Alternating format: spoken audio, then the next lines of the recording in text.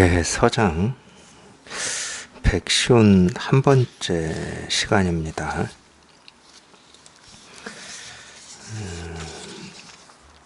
60 손지현에 대한 답서, 지난 시간에 한번 이어서 보겠습니다. 모습은 세계, 자성인 까닭에 이 논의 뜻이 매우 분명한데도 공께서 스스로 잘못 보고 잘못 이해한 것입니다. 색은 분별된 모습이 서로 인연이 되어 나타나는 것이요, 분별된 모습은 연기로 말미암아 나타난 세계입니다. 양나라의 소명태자가 열에는 모습을 갖추지 않은 까닭에 무상정등각을 얻는다고 생각하지 말아라 라는 문단을 일러 32분 가운데 무단 무멸 분으로 정한 까닭은 아마도 수보리가 모습을 갖추지 않는다면 연기가 소멸하기 때문이니, 대개 수보리는 처음 어머니의 뱃속에서 바로 공적을 알아차리고는 연기로서 나타나는 모습에는 잘 머물지 않았기 때문입니다. 뭐 어려운 얘기는 아닙니다. 어려운 얘기는 아닌데, 우리가 이제 무슨 얘기냐면, 이 법은 법의 자리에서 변함이 없고 이 세간의 모습은 세간의 모습으로 끊어짐이 없다, 뭐 이런 말인데, 이 공적, 뭐 아무것도 없고 텅 비어 있는 게 법이냐? 그러면은 참 우리가 아니다고 할 수는 없는데, 그러니까 또 이제 거기에서는 또 이런 말이 필요해요. 자기 마음으로는 그냥 아무 일이 없어요, 아무 일이. 근데 우리 예를 들어서 이 몸은 눈도 있고 코도 있고 입도 있고 귀도 있고 몸뚱아리도 있고 의식도 있잖아요. 그러니까 이 눈은 색을 볼 거고 모습을 보는 거고, 눈이 모습 보는 거는 끊어짐 없죠. 의식하고 보든 의식 안 하고 보든. 소리도 마찬가지고, 맛, 이 코가 냄새, 어떤 몸의 느낌도 그렇죠. 추우면 추위를 느끼고 끊어짐 없죠. 사실은 한순간도 끊어짐 없이 자고 있을 때나 깨어 있을 때나, 우리 의식도 그렇고 한순간도 끊어짐 없이 생기고 사라지고 하죠.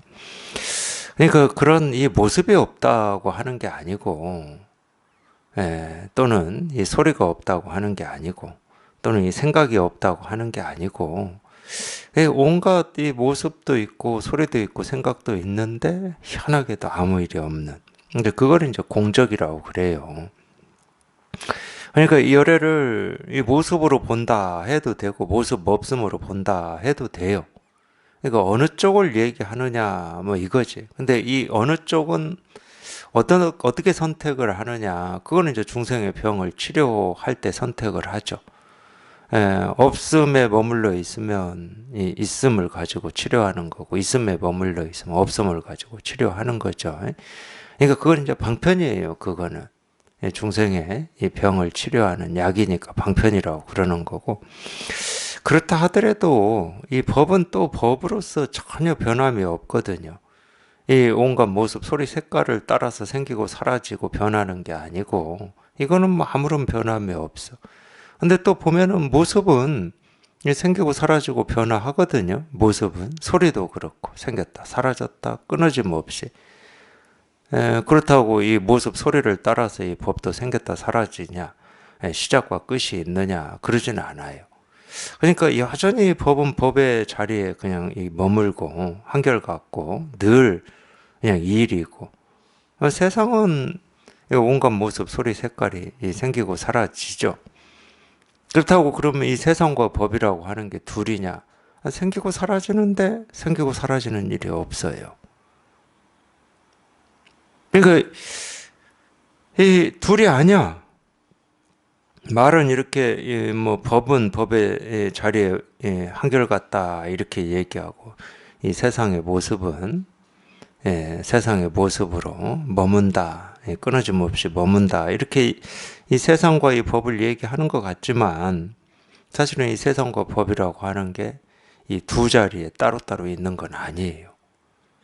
하여튼 이게 그래서 이제 우리가 초점이 딱 맞아야 된다고 하는 건데, 이 분별되는 이 분별과 분별되지 않는 이 공이라고 하는 게 그냥 초점이 딱 맞아가지고 이걸 뭐 공이라고 할 수도 없고 색이라고 할 수도 없고, 그러니까 어쩔 수 없지. 색즉 시공이요, 공즉 시색이요, 색불 이공이요, 공불 이색이다. 뭐 이렇게 이 얘기를 하는 건데, 그런 사실이 있는 게 아니에요. 그런 사실이 있는 게 아니고, 여기 이렇게 딱 맞아서 그냥 초점이 딱 맞아 보면은 그냥 있는 데 없어.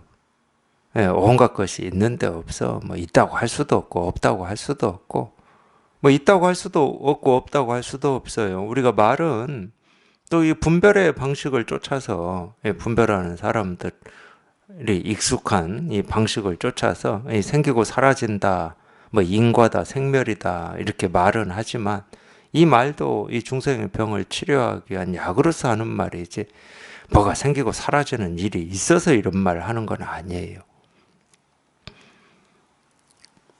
그러니까 이 모습 없는 게 부처다, 모습 없는 게 열애다, 이게 답이 되면 안 되고 이게 사실이 되면 안 돼. 지금 그 얘기하고 있는 겁니다.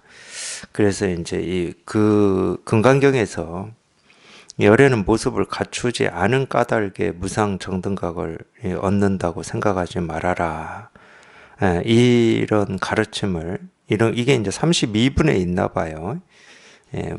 소명태자가 무단 무멸 분으로 이렇게 제목을 지어 놓았는데, 무단 무멸이라는 말은 끊어지는 것도 없고 사라지는 것도 없다, 뭐 이런 말이에요. 끊어지는 것도 없고 사라지는 것도 없다.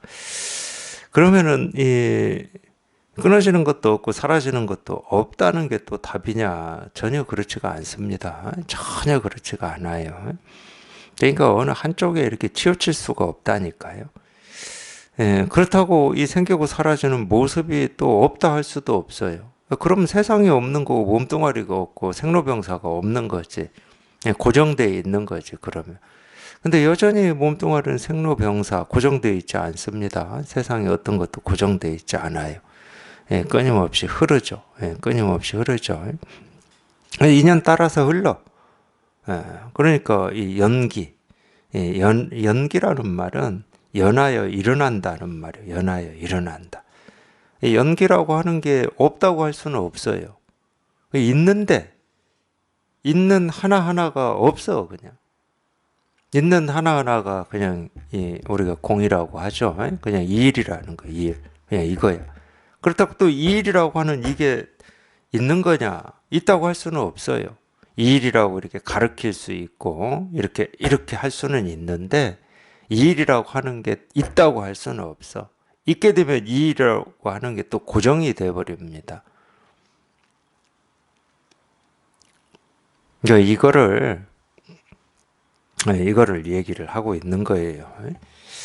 뒤에 인용하신 공덕시보살의 논서 마지막에, 만약 모습을 이루는 것이 진실로 있다면 이 모습이 사라질 때를 일러 끊어진다고 한다. 그러겠죠. 어떤 모습을 이루고 있는 것이 진실이다 그러면은 그 모습이 사라질 때 당연히 진실이 끊어지죠. 이건 뭐 당연한 말이죠. 왜 그런가? 생겨나기 때문에 끊어짐도 있기 때문이다라고 하고, 다시 사람들이 알아차리지 못할까봐 염려하여 말하기를, 무슨 까닭인가? 모든 법에는 생겨나는 성질이 없으니 그 까닭의 단멸과 항상이라는 두 쪽을 멀리 벗어난다. 그 두 쪽을 멀리 벗어나는 것이 바로 법계의 모습이다라고 하였습니다. 성을 말하지 않고 상을 말한 것은 법계를 일러 성이 연기한 것이라 하기 때문입니다.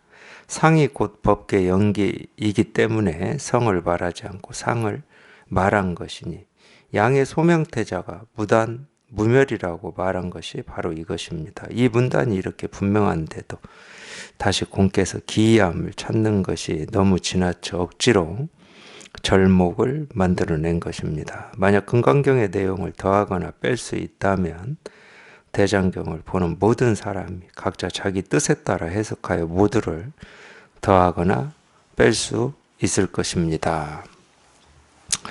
하여튼 이거는 이렇게 그냥 하나씩 이렇게 보고 가죠. 예, 보고 가는데, 예,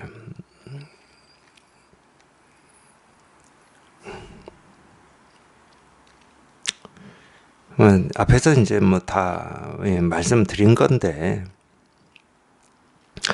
우리가 이제 이 법을 표현할 때, 물론 이건 이제 이 중국으로 이제 불교가 들어와서 나온 이 개념이고 말들입니다. 성이다, 상이다. 예를 들면은 이제 화엄일성 법계도를 보면은 이 첫 구절이 이 법성 원용 무이상이거든요. 이 법성 성이라는 말이 나오고 무이상 할 때 이 상이라는 말이 나와요. 이 성은 우리가 이제 자성이에요. 진여 자성, 본성. 그러니까 이게 전부 이제 불교가 중국으로 들어오면서 한자말로 이제 표현을 해야 되니까 전통적으로 이제 중국은 우리 이 본성, 이 본성이라는 말을 썼습니다. 성이라고 그래서 이 근본을 성이라는 말로 썼고, 이 상이라는 말은 말 그대로 현상이잖아요. 현상. 분별되는 어떤 모습, 소리, 색깔이잖아요. 근데 이거는 한자 말로는 성상이죠. 당연히 성상이고, 이제 예를 들어서 영어로 얘기한다. 그러면 이제 이 근본과 현상이 영어 표현이 있겠죠. 뭐 이런 말입니다. 실은 뭐 어려운 말은 아니고. 근데 이제 불교에서 이 성이다, 이 근본이다. 그러면 이제 이 실상이죠. 실상, 이 깨달음. 우리 이 법이라고도 하고, 이 도라고도 하는 이 도도 이제 불교식 아니 중국식 표현인데 법도 뭐 중국식 표현이죠. 인도에서는 이거를 뭐 담마라고 그러나요? 다르마라고 하나, 담마라고 하나 하여튼 그런 표현인데 어쨌든 성은 이 근본이고 상은 이 현상을 얘기하는 겁니다. 우리가 이 세상을 설명할 때 얘기할 수 있는 건 이 근본과 현상 두 가지밖에 없어요. 우리 사람을 설명할 때도 우리가 얘기할 수 있는 것은 이 근본과 현상밖에 없습니다. 그러니까 사람을 설명할 때는 이제 본성이라고 그러죠. 본래 마음이라고도 하고, 그리고 이제 어떤 생각, 느낌, 감정 뭐 이것은 이제 이 겉모습이니까 상이라고 그러죠. 그걸 우리가 뭐 성격이라고도 하고 뭐 그러잖아요. 그 전부 상입니다. 상. 그 분별되는 거잖아요. 겉으로 드러나잖아. 어떤 이 성격, 뭐 생김새 이런 건 전부 드러나잖아요. 근데 왜 그러면 이렇게 이 두 가지로밖에 얘기를 못 한다고 제가 이 얘기를 하냐? 우리가 이 겉으로 드러나는 이 성격과 뭐 나이와 이 생김새만 가지고 사는데 어떤 번뇌나 아픔이나 고통이나 허전함이나 이런 게 없다 그러면은 이 상만 가지고 살으면 돼요. 더 이상 필요가 없어.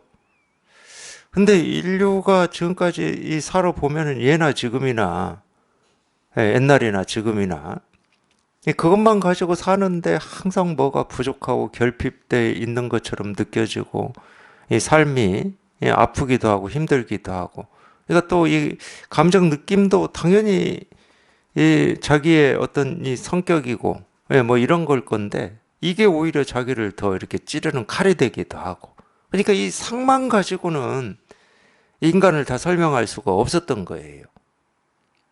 그래서 이제 이 철학도 다 그런 거죠. 인문학도 다 그런 건데 그럼 도대체 인간이라고 하는 이 존재는 무슨 존재냐? 이 상이라고 하는 우리가 이렇게 분별되고 아는 이것이 전부가 아닌 거지. 그것이 전부다 그러면은 우리가 이 번뇌나 부족이나 불만족이 있으면 안 되잖아요. 그게 전부인데. 그래서 이제 이 성이라는 개념을 쓰기 시작한 겁니다. 어떤 이 본성, 인간 존재의 어떤 이 근본, 이 존재의 바탕, 이제 이런 말을 쓰기 시작한 거예요. 그걸 이제 탐구, 연구한 게 이제 인문학이고, 이 깨달는 것은 종교죠. 그걸 딱 깨달아 버리는 건 종교고, 그걸 연구하고 탐구하는 것은 학문이죠, 학문. 인문학이나 철학이나 이런 학문이죠. 그러니까 이 깨달음하고 그래도 좀 이렇게 가까운 이웃 사촌이 다른 학문에 비해서 인문학이나 철학입니다. 다른 학문에 비해서는. 어떤 이 본성을 탐구하는 거니까. 다른 학문은 본성을 탐구한다 하기에는 조금 거리가 있죠. 예를 들어서 뭐 건축이라든지 뭐 컴퓨터라든지 이런 건 본성을 탐구한다고 보기는 좀 그렇잖아요. 근데 이 본성을 전문적으로 탐구하는 것은 학문에서는 철학과 인문학이에요. 그게 얼만큼 기여를 하느냐 이건 둘째로 치고. 그러니까 이 종교하고 좀 이웃 사촌이나 좀 가깝다 하면은 이제 철학 인문학을 얘기할 수 있겠죠. 근데 길은 달라요. 거기는 이제 탐구, 연구. 그러니까 방법이 있는 거죠, 거기는. 우리의 이 생각을 많이 쓴다든가 뭐 이런 방법이 있는 거고. 이 종교는 방법이 없어요. 그냥 깨닫는 수밖에 없어. 아무런 방법이 없고 그냥 문득 깨닫는 것 말고는. 그래서 이제 그 뒤부터는 이 깨달음의 어떤 어떻게 하면 깨달을 수 있는가 이건 그 이 뒤부터는 이 깨달은 사람들의 이 공통된 경험을 얘기하는 겁니다. 그러니까 그건 진실은 아니에요. 경험을 얘기하는 거예요. 이 깨달은 사람들의 이 공통적인 거를 보니까 어떻게 깨닫냐면은 이론적으로는 우리가 알 수 있다니까. 이론적으로는 예를 들어서 이 본성이라고 하는 것은 내가 배우고 익힌 게 아니고, 내가 배우고 익힌 게 아니라면 우리가 안다 모른다 하는 영역을 떠나 있다 이 정도는 우리가 사고로 알 수가 있어요. 물론 이제 안다 모른다를 떠나 있다 이것도 생각이지만 이론적으로는 우리가 그 정도는 알 수 있습니다. 분별되는 거는 이 분별되는 것만 가지고 우리가 살아왔는데 그거 가지고는 이 목마름이 해결이 안 돼. 그러면 이 어떤 이 본성이라고 하는 것은 본래 갖추어진 거니까 우리가 이 분별하고 아무런 상관이 없구나. 여기까지는 우리가 이론적으로 알 수 있었어요. 근데 이제 직접 깨달은 사람이 나와서 이런 경험들이 공유돼야 이 깨달음이라고 하는 건 어떤 상황에서 이루어지고 있는가 이건 우리가 생각으로 얘기할 수는 있죠. 근데 공통점이 그거였어요. 네, 자기 힘으로는 자기 생각으로는 어찌할 수가 없는. 그래서 꽉 막힌다는 표현을 그래서 쓰는 겁니다. 예, 금강권, 은산철벽. 내 힘으로는 어떻게 할 수가 없어. 이론적으로도 맞지. 내 힘으로 하는 것은 유이고 분별이고 알미니까.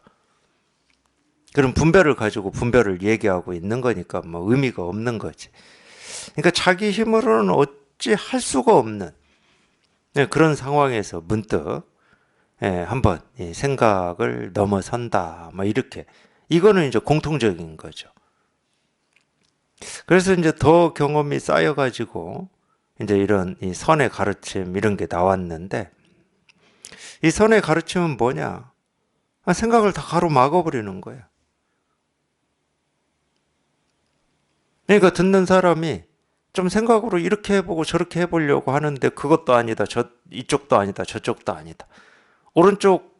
이 오른쪽에 있는 음식에 입을 갖다 대려고 하는데 그것도 아니다. 왼쪽에 대려고 하니 그쪽도 아니다. 배는 고파 죽겠는데 음식이 양쪽에 이렇게 다 이렇게 그냥 정말로 이 진수성찬으로 있는데 이쪽에도 입을 못 대게 하고 저쪽에도 입을 못 대게 하니까. 그러니까 이제 그런 면은 있겠죠. 배고파 죽겠는데 음식에 입을 못 대게 하니까 성질이 나가지고 뛰쳐나갈 수도 있겠죠. 그거는 어차피 정말로 이 법에 대한 어떤 절박함, 절실함. 정말 나는 이거 하나 해결을 해야 되겠다. 이런 목마름이 없으면 뛰쳐나갈 수 있죠. 근데 정말 그 목마름이 있는데 이쪽에도 입을 못 대게 하고 저쪽에도 못 대게 하면은 자기 스스로는 할 수 있는 게 없죠. 네, 그런 상황에서 한번 이제 우리가 이 깨달음의 체험, 여기에 통하는 개합, 한 소식 한다 하는 이런 게 이제 나왔다. 이것까지는 우리가 경험으로. 그리고 자기가 직접 그런 경험을 해보면 처음에는 그걸 잘 못 느낄 수도 있어요. 자기가 경험을 해놓고도 자기가 잘 못 느낄 수도 있는데 딱 그 상황이에요. 그 상황. 내 힘으로는 어찌 해볼 수가 없는 상황. 그러니까 이제 옛날 선사들도 밤손님 왔다 가듯 한다 이런 표현을 썼잖아요. 밤손님은 내 의지하고 상관이 없습니다. 나는 어떻게 할 수가 없는데 그냥 문득 왔다 간 거죠. 이걸 그렇게 표현을 했어요. 그런 거죠. 그래서 선에서 이제 은산철벽, 금강권, 뭐 현해살수 이런 얘기를 하는 거고, 어떤 이 방편, 이 설법이라고 하는 것도 이렇게 발전을 합니다. 들어도 저게 무슨 말인지 알 수가 없고 오히려 더 답답하고 어찌 하라고 하는 건지 하지 말라고 하는 건지 뭐 이럴 수도 없고 저럴 수도 없는, 그러니까 자기도 모르는 사이에 그런 목마름을 가지고 설법을 듣다 보면은 그냥 문득 장애가 사라지고 여기에 이렇게 한번 통하는 체험을 하게 된다. 뭐 이런 얘기를 그래서 하는 겁니다. 그게 이제 이 성인데 체험을 하고 보면은 근데 참 희한하게도 자기가 이렇게 버리고자 하고 옳지 않다고 하고 외면하고 무시했던 그 하나하나가 전부 이거 하나를 가리키고 있었고 이거 하나를 이렇게 드러내고 있었음이 실감이 돼요. 실감이. 그러니까 버릴 것도 없고 취할 것도 없고 나눌 게 없어. 나눌 게. 옳고 그름을 나누어서 옳음을 취하고 그름을 버리고 이게 이제 분별의 삶이었는데 아무 나눌 것도 없어. 그냥 하나하나가 그냥 이 일 하나, 그냥 이 일 하나야. 그냥 하나하나가 그냥 이 일 하나니까 이거 하나만 이렇게 늘 분명하다. 뭐 이런 얘기를 그래서 하는 겁니다. 하나하나가 전부 그냥 이 일이니까. 생각을 하든 안 하든 보든 안 보든 말을 하든 뭐 침묵을 하든 전부 이 일이니까 그냥 늘 이거 하나가 이렇게 분명하다. 그래서 이제 이 성과 상이라고 하는 게 화엄일승 법계도에 첫 구절 나오듯이 법성 원용 무이상이다 이렇게 나오듯이 이 원용이라는 말은 원은 두루하다는 말이고 용은 녹았다는 말이에요. 녹았다. 용은 녹아버렸다는 거예요. 그러니까 예를 들어서 우수가 지났죠. 우수 지났을 겁니다. 이제 곧 이제 뭐 경칩이 올 것 같은데 이 물 위에 이 겨울에 이 얼었던 얼음이 이렇게 요즘 날씨엔 다 녹아서 없겠지만 이 얼음이 이렇게 떠 있어요. 근데 시간이 지나면 이 얼음이 모습이 사라지고 그냥 물과 하나가 돼버리는 거죠. 그게 융입니다. 그게 융. 그러면 이제 우리 공부에서는 어떤 거냐? 이 분별망상이에요. 분별망상이 항상 어떤 모습을 짓고 있고 이 고정되어 있거든요. 그게 녹아서 사라지는 게 융이에요. 그게 녹아서 사라지는 게 융이고 그게 녹아서 사라지는 게 법의 사람이 되어가는 거고 법에 익숙한 겁니다. 그러니까 뭐가 녹는 거냐? 나라고 하는 이 나라고 하는 생각이 녹아서 없어지는 거예요. 그러면 저절로 그냥 이 법의 세계에 그냥 하나가 돼버리는 거죠. 얼음이 녹아서 이 물이 되듯이. 저절로 이 법의 세계에 하나가 돼버리면 법이라고 하는 게 따로 없어요. 우리가 이 어리석음이 있고 분별망상이 있을 때 이 법이라고 하는 게 있다고 여겨지는 거지. 얼음이 녹아서 없는데 뭐. 그래서 이 분별망상이 조복이 되면은 나라는 생각도 없고 법이라는 생각도 없습니다. 법이라는 생각을 우리가 이렇게 붙들고 깨어있을 때 사는 게 아니고 법이라는 생각도 없어요. 그게 이제 원융인데 이 법성이라고 하는 것은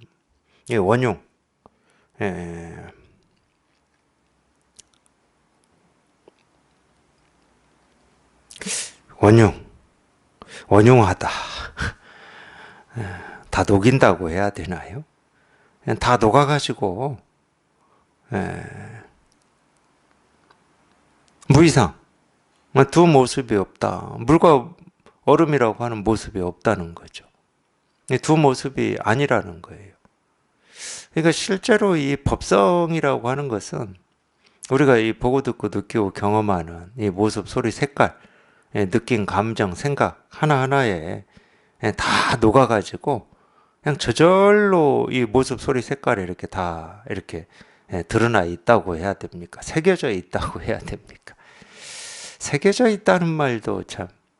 우리 심장에 뭐가 이렇게 새겨져 있으면 피가 온몸을 돌 때 새겨져 있는 거를 이 피가 다 머금고 돌고 있을 거잖아요. 그게 예를 들어 산소다 그러면은 피가 산소를 머금고 온몸을 돌 거 아니에요. 새겨져 있다는 말은 그런 뜻입니다. 그냥 하나하나에 이파리 하나하나에 구름 하나하나에 흐르는 물결 하나하나에 사물 하나하나에 새겨져 있다는 말이에요. 이게 이렇게 온전하게 조금도 부족함 없이 다 드러나 있다 이 말인데, 그러니까 이 법성이라고 하는 것은 따로 찾을 수가 없죠. 그렇기 때문에. 그리고 무이상이다 그러면 또 이 어떤 이 공과 색이라고 하는 것을 따로 찾을 수는 없는 거지. 그냥 모습이면서 그냥 공인 거지. 그게 이제 성과 상에 관한 이야기입니다. 불교에서는 그걸 색과 공이라고 얘기를 하는 건데,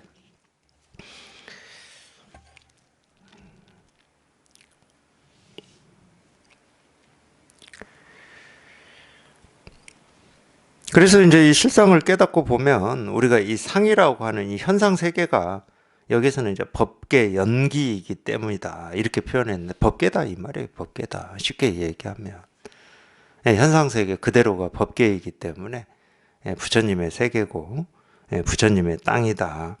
그러니까 굳이 뭐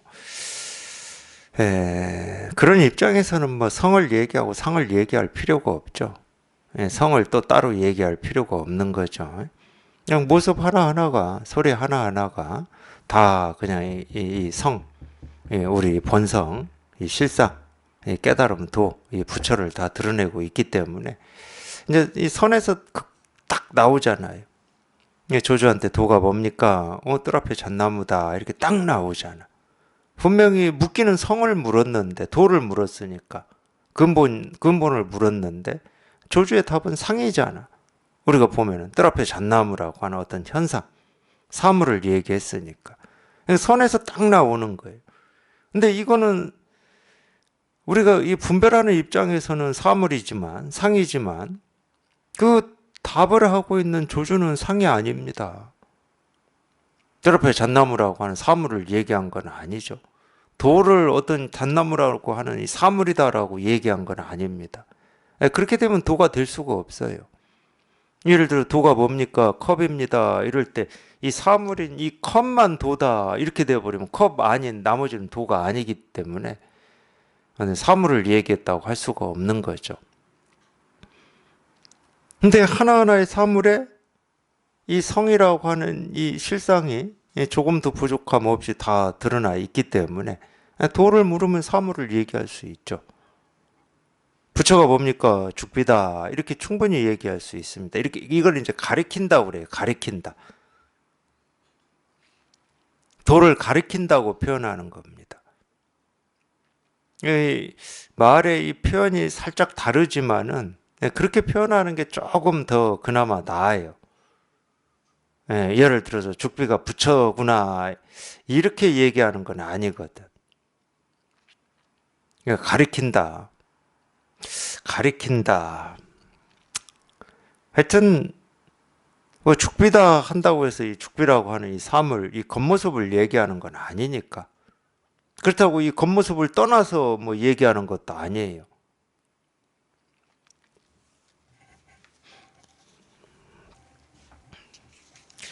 예컨대 이 한태지가 논어 속에 있는 화자는, 이 화자는 우리가 그림 할 때 그 화자입니다.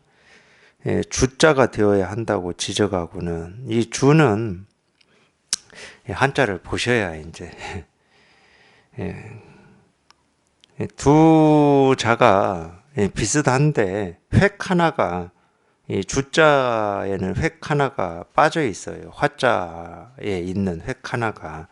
그러니까 아주 미세한 차이인데, 이 논어 속에 있는 화자는 이 주자가 되어야 한다고 지적하고는 옛날 책이 잘못되었다고 한 경우가 있었는데, 한태지의 식견 정도라면 바로 고쳐버릴 수도 있었는데, 다만 이와 같이 글 속에서만 거론한 것은 무슨 까닭이겠습니까? 역시 법을 아는 사람을 두려워한 것입니다. 규봉 종밀선사는 원각경 소초를 지었습니다. 종밀선사는 원각경을 보다가 깨달은 곳이 있고서야 감히 붓을 들어 비로소 소초를 지었던 것인데, 원각경 속에 모든 중생이 전부 원각을 깨닫는다. 이게 이제 일체 중생 계증 원각이다 이 말인데, 열반경도 이제 주로 이 이야기가 있습니다. 일체 중생, 모든 중생이 불성을 다 가지고 있다. 뭐 이게 이제 열반경의 이야기인데, 원각경도 일체 중생 이 계증 원각, 모든 중생이 다 이 원각을 깨닫는다. 이 원각은 뭐 이 원은 두루하다 뭐 이런 말이니까 온전한 깨달음이다. 뭐 이렇게 얘기해도 됩니다. 는 구절에서 종밀선사는 이 깨닫는다. 이게 증자인데 증엄할 때 증자인데 깨닫는다를 갖추고 있다로 고치고는 이 구자로 고쳤다는 거예요. 이 원만한 깨달음을 다 갖추고 있다 이렇게 고쳤다는 거예요. 번역한 사람의 잘못 같으나 산스크리트 원본을 보지 못하여 다만 이렇게 소 속에서 거론할 뿐 감히 경을 고쳐서 바로잡지는 못한다라고 말하고 있습니다. 뒷날 늑담 진정화상이 계증론을 지었는데 그 속에서 규봉 종밀을 따갑게 비판하면서 말했습니다. 파괴한 범부요 구린내 나는 노미로다. 만약 모든 중생이 전부 원각을 갖추고 있어서 깨닫지 않는다면 축생은 영원히 축생이고 악유는 영원히 악유로 남을 것이며 온 세계 전체가 모두 한 개 구멍 없는 쇠망치와 같아서 다시는 한 사람은 또 참으로 근원으로 돌아가고자 마음을 내지 못할 것이고 범부 역시 해탈을 찾을 필요가 없을 것이다. 왜 그런가? 이미 모든 중생이 모두 이미 원각을 갖추고 있어서 다시 깨달음을 찾을 필요가 없기 때문이다. 공께에서는 서울에 있는 대장경의 판본을 옳다고 여겨 마침내 그것으로 근거를 삼습니다만, 서울 대장경의 판본이 서울 밖의 지역에서 들어온 것이라면 예컨대 경산에 있는 두 대장경도 모두 조정의 전성기에 도착한 것이고 역시 서울 밖에 갱생들이 베껴 쓴 것이니 만일 착오가 있다면 다시 어떻게 고치겠습니까? 공께서 만약 나와 남을 가리지 않고 저의 말을 지극한 정성이라고 분명히 여기신다면 옛날과 오늘의 커다란 잘못 위에 꼭 얽매일 필요가 없을 것입니다. 이게 사실은 핵심이에요. 옛날에 뭐 그렇게 경전 번역을 좀 잘못했다, 뭐 이런 옛날과 오늘의 이 커다란 잘못에 얽매이지 말라는 거예요. 거기에 얽매여서 이게 잘못됐다 하고 이렇게 고치는 게 맞다 이렇게 주장하는 것은 또 이렇게 그걸 통해서 자기를 드러내는 거거든. 자기 스스로가 이게 이렇게 분명해서 글자 위에서 문자 위에서 생각 위에서 이 진실이 찾아지는 건 아니잖아요. 예를 들면은 아까 이 계증 원각, 원각을 깨닫는다 이렇게 이 말을 어떤 분은 이 갖추고 있다 이렇게 고쳐야 된다고 그랬는데, 그러니까 이런 주장을 왜 하는지 모르겠어요. 방편으로는 우리가 할 수 있습니다. 이 방편으로는 우리가 본래부터 우리는 다 이걸 갖추고 있다 이렇게 표현하고 있잖아요. 갖추고 있을 뿐만이 아니고 다 실현하고 있다는 거예요. 그러니까 이미 이 원각이라고 하는 것을 다 실현하고 있다는 거예요. 갖추고만 있고 실현을 못하고 있다 그러면 이건 말이 달라요. 그래서 이제 이 규봉 종밀 갖추고 있다로 고쳐야 된다고 주장했던 규봉 종밀을 이 늑담 진정이라고 하는 이 스님이 이렇게 비판하는 건데, 방편으로는 뭐 갖추고 있다고 하든 뭐 다 증득하고 있다고 하든 뭐 아무 상관이 없어요. 그러면 이 경전이라고 하는 게 뭡니까? 다 중생의 병을 치료하는 약이잖아요. 방편이야, 방편. 그러니까 방편에 목숨 걸지 말라는 거지. 가끔 그런 경우도 있겠죠. 예를 들면은, 예, 그게 옳은 건 아니지만은, 이 불교의 어떤 개념이나 용어를 가르치는 사람이 그 뜻을, 이 불교 사전에 나오는 뜻으로 얘기하지 않고 잘못하는 경우도 있을 겁니다. 근데 이제 그런 거를 조금 이렇게 배우고 익히고 안 사람이다 그러면은 보통은 다 그렇게 생각을 하죠. 배운 사람은. 저런 뜻도 제대로 모르는구나 이렇게 생각을 합니다. 그런데 목숨 걸지 말라는 거예요. 다 방편의 말이기 때문에. 그래서 그 뜻을 아냐 모르냐를 보지 마시고 자기 스스로 그냥 이가나가 이렇게 분명하냐. 이게 분명하면 뭐 번역이 좀 잘못됐다, 잘 됐다, 뭐 이런 사소한 거 가지고 저는 사소하다고 봅니다. 자기 이 본래 마음이라고 하는 이 마음의 등불이 이 진실한 거고 나머지는 전부 사소한 거예요. 근데 보통 이 분별의 입장에서 보면은 이 옳고 그름에 매여 있는 사람들은 그 사소한 것에 목숨을 걸어요. 이렇게 해석해야 옳다, 저렇게 해석해야 옳다, 이렇게. 그러니까 이 대스님도 그런 이야기입니다. 옛날과 오늘의 커다란 잘못 위에 꼭 얽매일 필요가 없을 것입니다. 이렇게. 만약 자기의 견해가 옳다고 고집하여 반드시 뜯어 고쳐 모든 사람들에게 욕을 얻어 먹으려 한다면 마음대로 뜯어 고쳐서 간행하십시오. 저는 다만 따라서 기뻐하고 찬탄할 수 있을 뿐입니다. 공께서 이미 일부러 사람을 보내어 경을 인가해 주기를 바라시니 비록 서로 알지는 못하나 법으로는 가깝게 여기는 까닭에 저도 모르게 시시콜콜 다른 의견을 늘어놓았습니다만 공의 지극한 정성을 본 까닭에 생각을 남김없이 말씀드린 것입니다. 공께서 반드시 교승을 탐구하여 깊은 뜻을 밝히고자 하신다면 마땅히 이름난 강사를 한 분 찾아가셔서 한마음 한뜻으로 그와 더불어 자세히 연구하셔서 머리부터 꼬리까지 한결같이 마음을 교승의 요점에 두어야 합니다. 그러니까 공부하라 이 말이잖아요. 공부하라. 지금 이 옳고 그름에 머물지 말고 지금까지 해왔던 이 공부를 기준으로 옳고 그러다 이렇게 주장하거나 이렇게 머물지 말고 공부를 해라. 이거는 뭐 다 똑같죠. 분별의 입장에서 우리가 살아보면은 자기가 이 살아온 경험만큼을 가지고 이 세상 일이나 다른 사람에 대해서 옳고 그름을 판단하잖아요. 그러니까 그러지 말고 자기 마음의 이 본성 이거를 이렇게 밝혀라. 그런 쪽에 그 사소한 것에 머물지 말고 그런 얘기예요. 쉽게 얘기하면 그 얘기를 기분 안 나쁘게 또는 이 공부의 관점에서 해준이라고 이렇게 구구절절 긴 거예요. 예를 들면은 이제 이분이 진짜로 이 공부의 뜻이 있고 마음이 확고하다 그러면은 이 번역해온 책 그 번역을 할 때 얼마나 많은 노력과 시간을 썼겠습니까?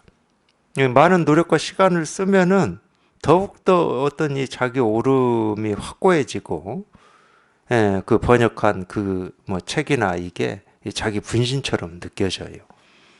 근데 정말 이분이 그런데 뜻이 있다 그러면은 화엄일성 법계도 의상 스님도 화엄경 10년 공부하고 지금까지 공부한 걸 내라 했을 때 적어낸 거잖아요. 근데 그 스승이 부엌으로 들고 가서 불 속에 집어 넣어버렸습니다. 하여튼 설화가 그렇게 돼 있죠. 근데 집어 넣었는데 거기에 있는 글자 중에 210자만 타지 않고 남은 게 화엄일성 법계도다 이러는 건데 그냥 이 번역한 이 책을 그냥 곧장 그냥 불 속에 집어 넣어서 태워버렸어야 돼요. 정말로 이렇게 뜻이 있다 그러면 구구절절 뭐 이렇게 얘기할 필요가 없어. 근데 또 뭐 이렇게 얘기할 수밖에 없는 뭐 이렇게 상황이나 인연이었겠죠. 근데 진짜로 뭐 그런 뜻이 확인이 됐다 그러면 이런 말이 필요가 없는 거지. 그냥 태워버리면 돼. 그냥 싹 태워버리면. 그런 쓸데없는 데에다가 애쓰고 발버둥 치지 말고 옳으니 그러니 따지지 말고 이거 하나 밝혀라. 이거 하나 밝혀라 이랬겠죠. 만약 무상한 세월이 재빨라서 죽고 사는 일이 큰데도 아직 자기의 일을 밝히지 못했다면 딱 나오잖아요. 그렇게 사람이 의지하고 있는 삶과 죽음이라는 소굴을 부술 수 있는 한 사람의 본분 작가를 마땅히 한마음 한뜻으로 찾아서 그와 함께 죽기를 각오한 공부에 착수하여 맛부터 버티다가 문득 칠통을 부수면 바로 철저히 깨닫는 곳이 됩니다. 칠통을 부순다고 그랬죠. 칠통. 이 칠통이라고 하는 것은 이 오칠한 이 깜깜한 통 속입니다. 깜깜하다고 하는 것은 도대체 뭐 여긴지 저긴지 오른쪽인지 왼쪽인지 위인지 아래인지 자기 힘으로는 이럴 수도 없고 저럴 수도 없는 그걸 얘기하는 거예요. 거기에 이렇게 맞붙어 있다 보면 자기도 모르게 그냥 그 칠통이 한번 이렇게 딱 부서지는 때가 있어요. 그 칠통이 부서지는 때가 이때입니다. 이때.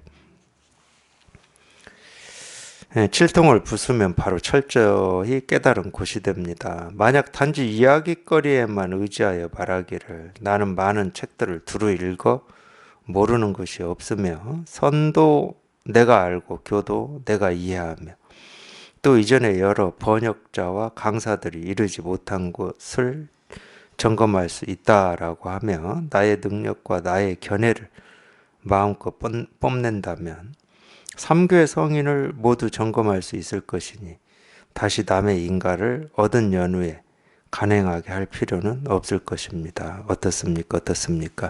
이건 좀 비꼰 거죠. 비꼰 거잖아요. 당신이 이미 뭐 다 알고 있다고 하면서 왜 나한테 감수 해달라고 점검해달라고 보냈냐 이렇게 이제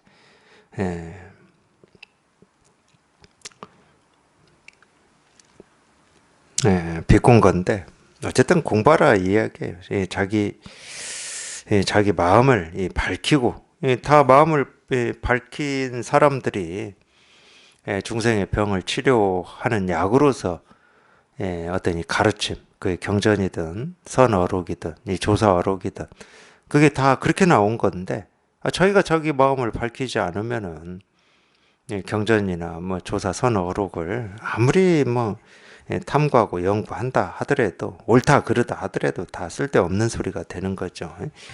그러니까 스승을 찾아서 공부를 해라 뭐 이런 말이에요.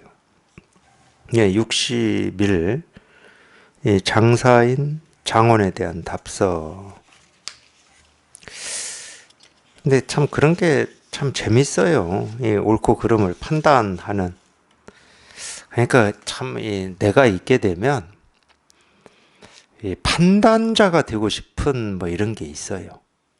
그러죠. 저희가 이렇게 판단, 옳다 그르다, 안다 모른다 뭐 이런. 쉽게 말하면은 어떤 사람이 세간을 얘기하면 자기가 판사가 돼서 판단하고 싶지. 판사 앞에서 이게 유죄인지 무죄인지 뭐 형을 얼마나 받아야 되는지 그런 피고인이 되고 싶겠습니까? 우리 분별은 좀 항상 그래요. 판단자가 되고 싶은 거예요. 세상 일에 대해서든 자기에 대해서든 남에 대해서든 그게 이제 전부 아상인데 아상. 그래서 자기가 판단하는 게 옳다, 자기가 탐구하고 연구한 게 옳다 이럴 때 큰 기쁨을 느껴요. 남이 알지 못하는 걸 나는 알았구나 이런 뭐 큰 기쁨. 그게 전부 이제 아상이기 때문에 이런 얘기를 하신 겁니다. 60일 장사인 장원에 대한 답서. 님께서 꼭 이 일을 끝까지 밝히고 싶으시다면 다만 늘 마음을 걸릴 것 없이 텅 비게 하여 사물이 다가오는 대로 반응하도록 하십시오. 그러면 마치 사람이 활쏘기를 배움에 오래오래 하면 들어맞는 것과 같을 것입니다. 보지 못했습니까? 달마가 이조 해가에게 말했습니다. 너는 다만 밖으로 모든 인연을 쉬고 안으로 마음에 헐떡임이 없어서 마음이 담벼락과 같아야 도에 들어갈 수 있다. 오늘날 사람들은 이 말을 듣자마자 곧장 처리하기를 미련하게 알미 없는 곳에서 단단히 스스로를 꼼짝 못하게 눌러 막아서 마음을 담벼락과 같게 하려고 합니다만 이것은 바로 조사께서 말씀하신 잘못 알아차린 것이니 어찌 방편을 이해한 것이랴라는 것입니다. 암도 스님이 말했습니다. 이렇자마자 곧 이렇지 않으니 옳은 말도 잘라버리고 그른 말도 잘라버려라. 이것이 바로 밖으로 모든 인연을 쉬고 안으로 마음에 헐떡임이 없는 모습이니 비록 아직 문득 꺾어버리고 확 부수어버리지는 못하더라도 말에 끄달리지는 않을 것입니다. 달을 보았으면 손가락 보는 것은 그만두고 집으로 돌아갔으면 길을 묻는 것을 그만두어야 합니다.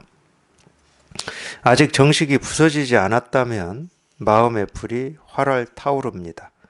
바로 이러한 때 다만 의심하던 화두를 스스로에게 일깨워 주십시오. 예컨대 어떤 승려가 조주에게 묻되 걔에게도 불성이 있습니까? 하니 조주가 없다라고 하였습니다. 있음과 없음으로 따져서도 안 되고 참된 없음이라고 헤아려서도 안 되고 일 없는 방 안에 머물러 있어서도 안 되고 부싯돌 불꽃이 튀고 번개불이 치는 곳에서 알아차려도 안 됩니다. 곧장 쓸 마음이 없고 마음이 갈 곳이 없는 때에 공에 떨어질까봐 두려워하지 마십시오. 여기가 도리어 좋은 곳이니 문득 쥐가 소의 뿔 속으로 들어가 바로 멈추는 것과 같습니다. 이 일은 어렵지도 않고 쉽지도 않습니다.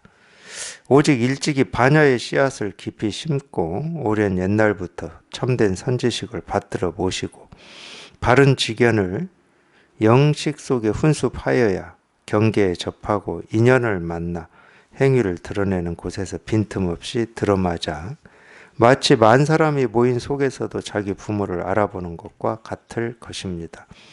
바로 이러한 때 남에게 묻지 않아도 저절로 구하고 찾는 마음이 이리저리 날뛰지 않을 것입니다. 여기까지 읽어보겠습니다. 공부 대법어가 물론 이제 이것도 다 인연이다 그러면 인연일 수 있는데 대서장이 우리나라 불교에 이렇게 관심이 있는 분들한테 좀 인기가 있다고 해야 되나요? 많이 알려져 있는 이유 중에 하나가 이런 것 때문에 그런 것 같아요. 공부하는 분들한테 이 공부를 어떻게 해야 되는지, 이 공부가 뭔지를 이렇게 가르쳐 준다고 해야 되나요? 그런 면이 있기 때문에 불교에 이렇게 뜻이 있고 관심 있는 분들한테 알려진 것 같아요. 이렇게 보면 특히 이제 60일 장사인 장원에 대한 답서를 보면은 공부는 이렇게 하는 거다. 이런 게 잘 나와 있어요. 물론 이제 아무리 잘 이렇게 나와 있고 얘기를 해 놔도 자기가 이제 이런 글을 읽고 또 하여튼 자기 생각대로 하기 때문에 대스님이 진짜 이런 가르침 이런 글로 얘기하고자 하는 거 그쪽으로 하는 게 아니고 자기 생각대로 해버려요. 그러니까 이 말이나 문자는 아무리 잘 해놔 봐야 부처님이 이 가르침을 잘못 가르쳤습니까? 몰라요. 저는 부처님의 직접 설법을 들어본 적은 없지만 설법을 못 하셨을 것 같지는 않아요. 말씀을 더듬거리거나 이렇게 하셨을 것 같지는 않아요. 잘 하셨을 것 같아요. 특히 40 몇 년 동안 하셨기 때문에. 그러니까 그분이 이 설법을 못 했겠습니까? 아니면은 설법에서 그냥 이 실상, 이 진실, 우리 마음의 등불을 가르치질 못했겠습니까? 분명히 다 하셨을 겁니다. 근데 그거를 이렇게 부처님의 말씀이라고 이제 경전이 이렇게 있는데 부처님의 말씀이 없어서 경전을 이렇게 공부하시는 분들이 못 깨닫거나 그런 건 아니에요. 부처님이 해놓으신 말씀 가르침을 자기 식대로 이해하고 자기 식대로 받아들이기 때문에 못 깨달은 거죠. 그 말은 결국은 부처님께서는 끊임없이 분별 이 망상에서 벗어나라고 했는데 분별 망상에서 벗어나는 게 아니고 그 말씀을 듣고 계속 생각으로 헤아린 거죠. 아, 이 말이구나. 이렇게 하면 되겠구나. 뭐 이런 식으로 헤아린 거죠. 그러니까 이 분별 망상이 계속 이어져 버린 거예요. 그냥 말을 듣고 그냥 충격을 받아서 그냥 말이 뚝 끊어져 버려야 되는데. 결국은 아까도 뭐 칠통이라는 말이 나왔듯이 우리가 이 옷으로 칠한 깜깜한 통에 갇혔다. 누가 거기를 자기 발로 들어갑니까? 밝은 곳, 뭐 아는 곳, 편한 곳, 익숙한 곳 이쪽을 가고 싶어 하지. 아무것도 보이지 않는 이 깜깜한 통 속에 이렇게 갇혀 있다. 그러면 안 가죠. 두렵기도 하고 안 보이니까 뭐 고통스럽기도 하고. 근데 결국은 그 칠통 속 그게 이제 은산철벽인데 칠통 속에 들어가서 그 칠통이 부서져야 되는 거거든. 아니 칠통 속에 안 들어갔는데 칠통이 왜 부서집니까? 자기가 칠통이 되어야 칠통이 부서지는 일이 있는 거지. 칠통은 밖에 있고 나는 여기 있고 저게 부서지면 강물에 이 얼음이 녹으면 나는 깨달아지겠지 하는 거하고 똑같잖아요.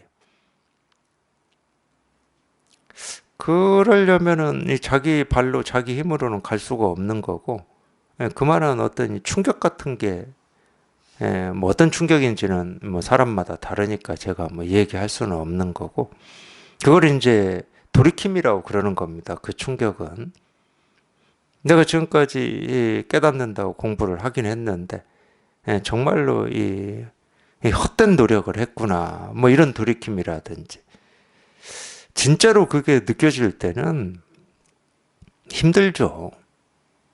실컷 깨닫는다고 온갖 것을 버리고 뭐 10년, 20년 애쓰고 노력하고 한 길로 다른 사람 다른 길 갈 때 노력을 했는데 그게 다 쓸데없는 짓이고 이 물거품과 같은 거고 그림자 잡으려고 하는 거였다. 그러면은 이 사람이 힘들죠. 정말로 충격을 받는 거지. 다른 말로 하면 어떤 정신적인 충격을 정신적으로 충격을 딱 받는 거죠. 그럴 때 우리가 칠통이라고 그러는 거지. 그럼 난 도대체 어떻게 해야 되냐? 지금까지 해왔던 방식으로는 할 수는 없고 어떻게 해야 되냐 도대체. 그럴 때를 우리가 칠통이라고 그러는 거죠. 그런 이야기들을 사실은 해놓은 겁니다. 알아듣든 못 알아듣든 해놓았어요. 근데 못 알아듣는 경우가 뭐 대부분이에요. 제가 볼 때는 뭐 99.9죠. 못 참 우리가 그만큼 말에 문자에 익숙해져 있어요. 잘 못 알아듣습니다.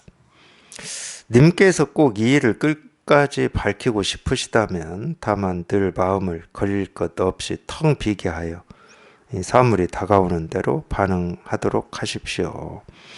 이거를 우리 뜻이나 의지로 할 수 있습니까? 없습니다. 마음을 걸릴 것 없이 텅 비게 한다. 이게 뭔지를 모르는데요. 그림은 그릴 수 있어요. 그냥 마음을 텅 비게 하고 아무런 장애 없이 하고 걸림 없이 하고 괴로움 없이 한다. 그림은 그릴 수 있다니까. 그림은 그릴 수는 있지만 한 생각이 일어나기만 하면 뭐 벌써 그 생각 때문에 어떤 이 고통이나 아픔이나 이 장애가 생겨버리는데 어떤 느낀 감정이 뭔가 이렇게 생기기만 하면은 그게 장애가 돼버리는데 그런 장애가 있다. 그럴 때 이걸 어떻게 비우냐고. 이 느낌이라고 하는 놈을 뭐 톱으로 썰어낼 수도 없고 칼로 잘라낼 수도 없고 없어질 때까지 기다려? 없어질 때까지 기다리는 동안에도 온갖 느낌, 감정, 생각이 생겼다 사라졌다 할 건데요. 그러면 다른 일에 집중을 한다. 그럴 수 있어요. 다른 일에 우리가 집중을 하면은 그 집중된 그 생각, 그 일에만 이제 딱 오롯이 우리가 이렇게 집중될 수가 있죠. 그러면 이제 다른 나를 괴롭혔던 생각, 느낌, 감정 사라지고 없는 것처럼 그렇게 충분히 느낄 수 있습니다. 그게 이제 보통 명상이라고 하고 수행이라고 하는 건데 수식관이라고 하는 게 다 그런 거예요. 알아차림. 숨을 들이쉬고 내쉬음을 알아차린다 하는 게 뭔 얘기냐면 거기에 집중하고 있으면 내 생각, 다른 생각, 느낀 감정이 인식이 안 되는 거야. 쉽게 말하면. 그래서 그 훈련을 계속 하는 겁니다. 그런 느낌이나 감정이 나를 괴롭히려고 그러면 또 그쪽으로 와. 호흡을 들이쉬고 내쉬는 이걸 알아차리는 쪽으로 와서 그놈으로부터 이렇게 보호하려고 하는 건데 잘못 알고 있는 게 하나 있어요. 이거 없어진 것 같지만 그러고 있을 때는 없어진 것 같고 없지만 아까 제가 얘기했잖아요. 땅속에 흐르는 그 물처럼 그 업식이 끊임없이 흐르고 있는 겁니다. 그래서 못 깨닫는 거예요.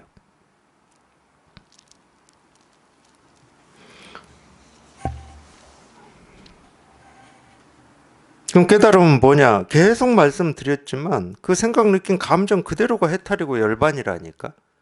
그놈을 뭐 물리칠 것도 없고 어떻게 뭐 조정할 것도 없어. 그놈으로부터 피해서 뭐 다른 거에 집중할 필요도 없는 거지. 그럴 때 근본적으로 해결이 돼버리는 거예요. 그러니까 늘 마음을 걸림없이 텅 비게 하여 사물이 다가오는 대로 반응하도록 하십시오. 말은 이러는 건데 이건 우리가 이거를 자기 생각이나 뜻이나 의지로 실천할 수 있는 게 아닙니다. 그러니까 이 불교의 가르침은 어떤 행동 지침을 주거나 이렇게 해라 마라 하는 게 없어야 되는 거예요. 그것은 그 말을 따르는 거지 공부라고 할 수는 없어요. 하라 마라 하는 거는. 근데 물론 방편으로는 우리가 이렇게 얘기할 수 있어요. 방편으로는 공부 좀 해보라고, 좀 관심 좀 가져보라고. 근데 이거는 우리 마음이 하는 거지 우리 생각이 하는 건 아닙니다. 늘 걸릴 것 없이 텅 비게 하여 사물이 다가오는 대로 반응하는 건 우리 마음이 하는 거예요. 우리 생각이나 느낌이나 감정이 하는 건 아니에요. 이거는. 그러면 마치 사람이 활쏘기를 배우며 오래오래 하면 들어맞는 것과 같을 것입니다. 그러니까 이거는 이제 이 견성을 해서 깨달아서 이 마음, 우리 본래 마음에 이렇게 익숙해져 보면은 이제 이런 말들이 무슨 말인지가 이제 조금 이렇게 공감이 되고 실감이 되는 건데 수행하라는 말은 아닙니다. 그러니까 이런 말도 참 오해하기가 쉽죠. 공부를 불교를 처음 공부하는 사람이 보면은 오해하기가 쉽습니다. 이렇게 하다 보면 깨달아지겠구나 뭐 이런 식으로. 보지 못했습니까? 달마가 이조 해가에게 말했습니다. 너는 다만 밖으로 모든 인연을 쉬고 안으로 마음에 헐떡임이 없어서 마음이 담벼락과 같아야 도에 들어갈 수 있다. 이런 말도 오해하기가 쉽죠. 인연을 쉬라 그러니까 보고 듣고 느끼고 다른 사람을 만나고 세간의 일을 하는 것을 안 하는 걸로 생각하기가 너무 쉽죠. 마음의 헐떡임이 없이 마음의 담벼락과 같아야 된다 이러면 또 자기 생각 느낀 감정하고 이렇게 외면하고 그놈하고 이렇게 벽을 쳐가지고 그거에는 상관도 하지 않고 또 이렇게 하기가 쉽습니다. 근데 그런 말은 아니고 모든 가르침에 거의 모든 가르침에 밖으로 모든 인연을 쉬고 안으로 마음의 헐떡임이 없는 걸 좌선이라고도 하고 선정이라고도 하고 다 모든 가르침에 이렇게 나왔는데 하여튼 이 실상을 통해 보면은 그러니까 참 희한한 거죠. 어차피 우리는 이 몸뚱아리를 가지고 세상을 산다는 것은 각자의 인연만큼 세상과 이렇게 이 몸뚱아리라고 하는 게 이렇게 함께 굴러가는 겁니다. 그걸 우리가 체험이라고도 하고 경험이라고도 하고 이 세간에서는 삶이라고도 하는데 각자의 인연만큼 함께 굴러가는 거예요. 근데 거기에 이 나라고 하는 게 끼면은 이 몸뚱아리와 이 세상이라고 하는 걸 분별하기 시작합니다. 네, 그러면 이제 이 헐떡임이 생겨요. 자꾸 밖에 있는 일을 관여하려고 한다든가 자기를 이 밖에 있는 일에 맞추려고 한다든가 이런 헐떡임이 생겨. 그래서 제가 이제 그런 비유를 많이 들어드리잖아요. 우리가 지금 보고 듣고 느끼고 경험하는 이 세계, 해가 뜨고 지고 계절이 바뀌고 물이 흐르고 구름이 흘러가는 이거는 주제자가 없고 하는 내가 없는데도 날이면 날마다 쉼 없이 끊임없이 잘하고 있습니다. 이렇게 움직이고 있다고, 살아서 움직이고 있다고. 오히려 나라고 하는 게 있으면 이 세상은 이렇게 살아서 움직일 수가 없습니다. 자기가 원하는 게 있고 바라는 게 있을 거잖아요. 예, 태양도 마찬가지. 태양도 바라는 게 있고 원하는 게 있으면 자기가 비추고 싶은 건 비추고, 비추기 싫으면 비추기 있을 거. 저 땅에 흐르고 있는 물이 꼴 보기 싫어. 그러면 그냥 집중적으로 거기다 비춰가지고 다 증발시켜 버리겠죠. 그럼 큰일 나는 거예요. 그러니까 오히려 나라는 게 있으면 이 세계는 멈춰버린다니까. 내가 없고 주제자가 없기 때문에 이렇게 끊임없이 살아서 숨 쉬는 거예요. 이게 무심이에요, 무심. 이게 무심이야. 우리도 마찬가지예요. 자기가 자기 생각에 속아가지고 착각해가지고 그러고 있지만 이 무심, 마음 없음 때문에 이렇게 살아서 숨 쉬는 거예요. 똑같은 거예요.